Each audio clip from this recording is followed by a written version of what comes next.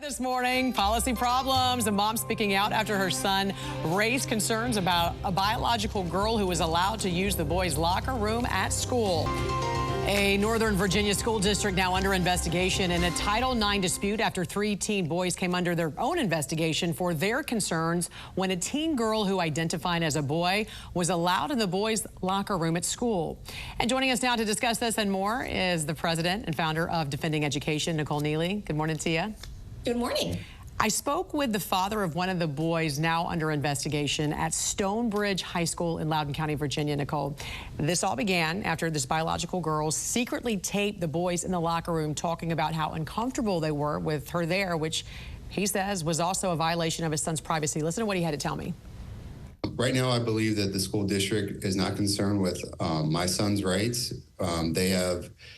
I sent a letter out to the administration and the school board about the videotaping, and they said it wasn't an invasion of his privacy because he wasn't in a compromised situation. So it's very confusing, very strange. What's your thoughts, Nicole?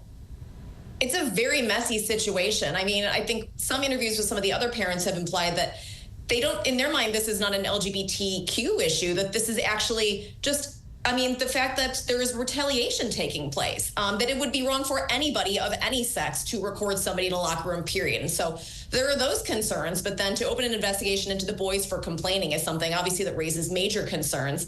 And so fortunately, Governor Youngkin and Attorney General Miyares have stepped in and they are investigating this as well. But it is very messy and it is not going to be over quickly. Isn't the school itself, though, violating Title IX by allowing a biological girl in the boys' locker room? It's very complicated right now because with President Biden's Title IX rules under permanent injunction, we now revert to Secretary DeVos's rules from 2020. And well, that definitely refers to sex-segregated spaces like bathrooms as being something that is protected. In Virginia, actually, we're bound under legal precedent from the Gavin Grimm case from several years ago. And so this is something I think that even though the Supreme Court has kind of ducked and swerved on this to date, really is something that needs to be addressed both by the court as well as Congress needs to step in and really firmly legislate this. This has been going back and forth between every administration with the stroke of a pen, and we can't keep doing this every 4 to 8 years. Meantime, we know that police made some arrests at Columbia University after demonstrators stormed the library and refused to leave on Wednesday. How different was this handled this time, Nicole, versus previous protests under the school's new leadership? I mean, first and foremost, obviously, they have finally started to discipline these students, which is a refreshing change of pace, sending a clear signal that this is not acceptable.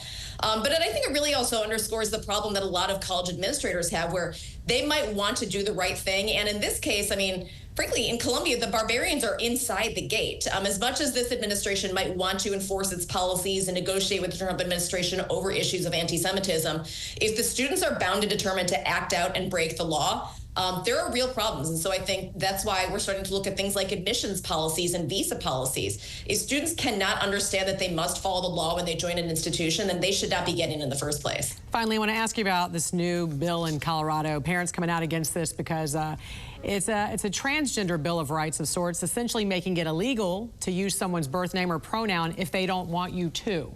Lawmakers and parents say this is a major infringement on parental rights. Tell us more about this bill. Yeah, so this bill was finally just passed by the Colorado House. We now await the governor's signature on this. Some major provisions of this include that it classifies what's called dead naming or misgendering as discriminatory under the state's anti-discrimination law. And so people are very worried that if you fail to use somebody's preferred name, that you will be subject to major penalties for that. Also, just in terms of schools, it forces schools to have policies that are, quote, inclusive on naming. And so for any reason, a school must accept a student's preferred name. And so there are very clearly concerns with parents have no say. Parents have no say over that. Is that what I'm understanding? Correct. President and founder of Defending Education, Nicole Neily, we appreciate you joining us this morning. Again, have a great weekend. You too. Thanks. Thank you.